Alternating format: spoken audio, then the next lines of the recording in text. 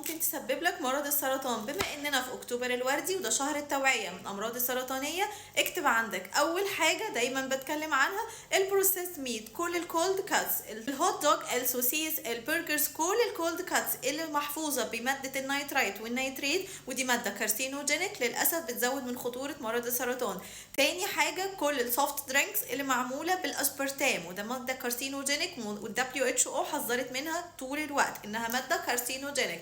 كمان تالت حاجة الاكلات اللي معمولة بزيت نخيل او اللي مليانة ترانس فات، ودي الاكلات اللي مالية كل المطاعم للاسف هي معمولة بزيوت مهدرجة، اول واهم اسباب الامراض السرطانية. رابع حاجة التدخين، هو من اهم مصادر السرطان وخصوصا سرطان الرئة. خامس حاجة الكحول، ودول من اهم مسببات مرض السرطان في اخر 20 سنة، وخصوصا لو عندك اي هيستوري مع اي امراض مناعية زي روماتويد ارثرايتس او اي مشاكل مناعية تانية، خلي بالك ده بيزود عندك الريسك كمان انك تكون معرض لاي مرض من الامراض السرطانية. خلي بالك صحتك امانة، حافظ عليها، قلل استخدامك جدا من المنتجات دي لحد ما تقضي عليها تماما.